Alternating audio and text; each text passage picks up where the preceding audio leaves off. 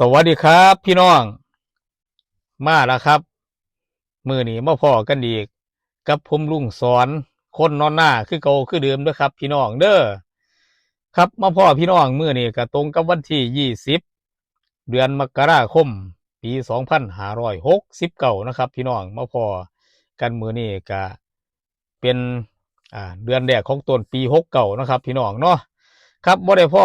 กันหลายมื้อล่ะ ผมกะยังกินฮอดพี่น้องชาวไร่มันสำปะหลังคือเก่าเด้อครับพี่น้องเด้อ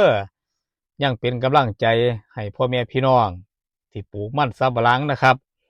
ครับผมลุงสอนคนนอนหน้าก็ขออยู่เคียงข้างพี่น้องชาวไร่มันสำปะหลังคือเก่านั่นแหละครับพี่น้อง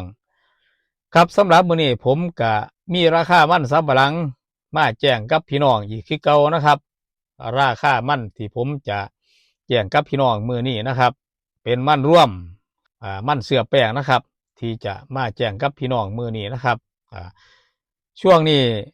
ราคามันสำปะหลังก็รู้สึกว่าจะผันผวนนะครับพี่น้องในเขตบางพื้นที่นะครับเพิ่นก็มีการปรับราคาลดลงนะครับพี่น้องราคารับซื้อหัวมันสดจากพี่น้องนะครับบางโรงแป้งนะครับเพิ่นก็ปรับราคาลดลงนะครับสำหรับในส่วนที่เพิ่นปรับราคาขึ้น ก็มีนะครับสำหรับโรงแป้งที่เพิ่นปรับราคาขึ้นก็มีหลายโรงแป้งนะครับเดี๋ยวมือนี้ผมก็จะมาแจ้งกับพี่น้องในหูนะครับว่ามีโรงแป้งใดแน่นะครับในเขตจังหวัดใดแน่นะครับที่เพิ่นปรับขึ้นหรือว่าปรับลดลงนะครับพี่น้องเนาะครับสาเหตุที่ราคามันสำปะหลังที่เพิ่นปรับราคาลดลงนะครับพี่น้อง ก็ในช่วงนี้ก็เป็นต้นเดือนมกราคมเนาะครับเนาะทุกปีครับช่วงเดือนมกราคมต่อเดือนกุมภานะครับเป็นช่วงที่อยู่ในระหว่างอ่าการเก็บเกี่ยวผลผลิตของพี่น้องชาวไร่มันสำปะหลังของเฮาเนาะครับเนาะเพื่อนำไปขายนะเพื่อไปใส่หนี้ใส่สินนะครับหนี้ธกสแน่นะครับพี่น้องช่วงนี้ก็เป็นช่วงที่พี่น้องกำลังเก็บเกี่ยวผลผลิตเอาไปขายสู่ร้านนำไปขายให้กับร้านต้นทางนะครับพี่น้องต้นทางก็คือร้านที่เพิ่นรับซื้อตามหมู่บ้านนะครับปลายทางก็คือโรงแป้งนะครับพี่น้องที่เพิ่นรับซื้อมันสำปะหลังอ่าจากต้นทางนะครับจากร้านที่รับซื้อมันสำปะหลังจากพ่อแม่พี่น้องเกษตรกรบ้านเฮานะครับต้นทางสู่ปลายทางนะครับพี่น้องครับพี่น้องต่อมาก็มาเบิ่งราคามันสำปะหลังกันเลยนะครับเนาะอ่าราคามันสำปะหลังที่ผมจะแจ้งกับพี่น้องต่อไปนี้มาเบิ่งราคามันร่วมก่อนเนาะครับพี่น้องก่อนที่เฮาจะไปเบิ่งราคามันที่เพิ่นรับซื้อราคามันเสือแป้งนะครับครับมาเริ่มจากจังหวัดอุบลราชธานีก่อนเนาะครับพี่น้องเนาะมาเบิ่งร้านมันพัฒพรนะครับร้านมันพัฒพรนะครับตำบลสารพีอำเภอโพไส้นะครับจังหวัดอุบลราชธานีนะครับครับสำหรับร้านพัฒพรนะครับมื้อนี้เพิ่นรับซื้อหัวมันสดกิโลกรัมละ2 บาท 40 สตางค์นะครับตันละ 2,400 บาทนะครับพี่น้องราคามันร่วมนะครับไปเบิ่งราคาทาง101กันเลยนะครับพี่น้องร้านมันบุญเจริญนะครับมื้อนี้เพิ่นรับซื้อหัวมันสดเป็นราคามันร่วมเด้อครับพี่น้องเด้อมื้อนี้เพิ่นซื้ออยู่กิโลกรัมละ2 บาท 30 สตางค์นะครับตันละ 2,300 บาทนะครับพี่น้องสำหรับร้านมันบุญเจริญทางจังหวัด101นะครับครับไปเบิ่งราคาของทางจังหวัดอุดรธานีนะครับร้านมันดวงเจริญทรัพย์พืชผลนะครับมื้อนี้เพิ่นซื้ออยู่กิโลกรัมละ2 บาท 65 สตางค์นะครับพี่น้องตันละ 2,650 บาทนะครับครับต่อมาก็มาเบิ่งราคามันเสือแป้งนะครับพี่น้องมาเบิ่งราคาทางจังหวัดสุรินทร์นะครับทางจังหวัดสุรินทร์นะครับโรงแป้งซี่ไว้ไว้โกบอนนะครับโอ้มื้อนี้เพิ่นปรับราคาขึ้นสูงแห้งเด้อครับพี่น้องเสื้อแป้ง 30%มื้อนี้เพิ่นซื้ออยู่กิโลกรัมละ3 บาท 10 สตางค์นะครับสำหรับเสื้อแป้ง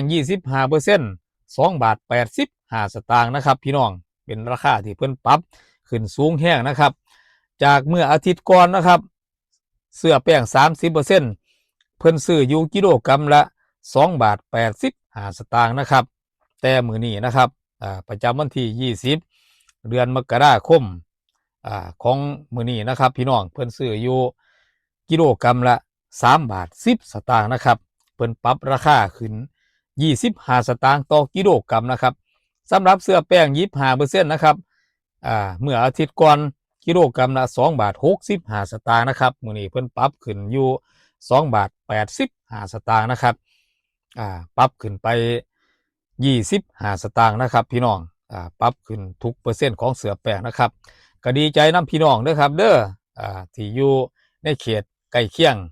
ของโรงแป้งซีไวไวโกบอนนะครับมื้อนี้เพิ่นปรับราคาขึ้นสูงแห้งนะครับมาเบิ่งราคาของทางจังหวัดชัยภูมิเนาะครับพี่น้องบริษัทธนวัฒน์อินเตอร์สตาร์ทจำกัดนะครับมื้อนี้เสื้อแป้ง30%นะครับเพิ่นซื้ออยู่กิโลกรัมละ3 บาท 25 สตางค์นะครับสำหรับ25%นะครับมื้อนี้กิโลกรัมละ2 บาท 75 สตางค์นะครับอีกโรงแป้งหนึ่งนะครับพี่น้องจังหวัดชัยภูมิคือกันนะครับบริษัทแป้งมั่นแสงเพชรจำกัดนะครับโอ้เพิ่นปรับขึ้นสูงเด้อครับพี่น้องเด้อมื้อนี้เสื้อแป้ง30%นะครับมื้อนี้เพิ่นซื้ออยู่กิโลกรัมละ3 บาท 30 สตางค์นะครับสำหรับ25%นะครับมื้อนี้อยู่2 บาท 80 สตางค์นะครับเป็นราคาล่าสุดนะครับสำหรับทางบริษัทแป้งมั่นแสงเพชรครับมาเบิงราคาทางจังหวัดกาฬสินธุ์นะครับบริษัทอีสานพรีเมียมสตาร์จำกัดนะครับพี่น้องมื้อนี้เสื้อแป้ง30%นะครับเพิ่นรับซื้ออยู่กิโลกรัมละ3 บาท 10 สตางค์นะครับ25% 2 บาท 60 สตางค์นะครับเป็นราคาที่เพิ่นปรับขึ้นล่าสุดคือกันนะครับมาเบิงราคาทางจังหวัดขอนแก่นนะครับทางโรงแป้งแก่นเจริญนะครับอำเภอกระนวนจังหวัดขอนแก่นมื้อนี้เสื้อแป้ง30%นะครับเพิ่นรับซื้ออยู่กิโลกรัมละ3 บาท 15 สตางค์นะครับสำหรับ25%กิโลกรัมละ2 บาท 75 สตางค์นะครับพี่น้องเป็นราคาที่เพิ่นปรับขึ้นใหม่ล่าสุดคือกันนะครับสำหรับทางโรงแป้งแก่นเจริญนะครับมาเบิ่งราคาของทางจังหวัดนครราชสีมานะครับพี่น้องโรงแป้งโชคยินยงนะครับมื้อนี้เพิ่นรับซื้อลดลงนะครับพี่น้องเด้อลดลงนะครับจากเมื่ออาทิตย์ก่อนนะครับเปรียบเทียบราคาให้เบิ่งนะครับสำหรับเสื้อแป้ง30%นะครับมื้อนี้เพิ่นซื้ออยู่กิโลกรัมละ2 บาท 95 สตางค์นะครับเมื่ออาทิตย์ก่อนนี่เพิ่นรับซื้ออยู่กิโลกรัมละ3 บาท 5 สตางค์นะครับสำหรับเสื้อแป้ง30%เสื้อแป้ง25%นะครับมื้อนี้กิโลกรัมละ2 บาท 45 สตางค์นะครับจากเมื่ออาทิตย์ก่อนนะครับพี่น้องสำหรับ25%เนี่ยเพิ่นซื้ออยู่กิโลกรัมละ2 บาท 65 สตางค์นะครับพี่น้องนี่ก็เป็นราคาที่เพิ่นปรับลดลงนะครับสำหรับโรงแป้งโชคยินยงนะครับพี่น้องครับพี่น้องต่อมาเบิ่งราคารับซื้อหอมมันสดของโรงแป้งจังหวัดนครราชสีมานะครับราคาจะแตกต่างกันออกไปตามเปอร์เซ็นต์ของเสื้อแป้งนะครับมีเสื้อแป้ง30%แล้วก็25%นะครับมาเบิ่งราคาของทางอำเภอเมืองก่อนนะครับพี่น้องอำเภอเมืองเสื้อแป้ง30%นะครับมื้อนี้เพิ่นซื้ออยู่กิโลกรัมละ2 บาท 70 ถึง 2 บาท 80 สตางค์นะครับ25% 2 บาท 30 ถึง 2 บาท 40 สตางค์นะครับอำเภอปักธงชัย30% 2 บาท 80 สตางค์25% 2 บาท 40 สตางค์อำเภอสีคิ้ว30% 2 บาท 80 ถึง 2 บาท 85 สตางค์25% 2 บาท 55 ถึง 2 บาท 60 สตางค์นะครับน้องบุญมากเสื้อแป้ง30% 2 บาท 65 ถึง 2 บาท 90 สตางค์นะครับ25% 2 บาท 35 ถึง 2 บาท 60 สตางค์นะครับค้อนบุรี30% 2 บาท 80 สตางค์25% 2 บาท 50 สตางค์เสริงสาง30% 2 บาท 70ถึง3 บาท 20 สตางค์ 25% 2 บาท 30 สตางค์ถึง2 บาท 80 สตางค์นะครับพิม่าย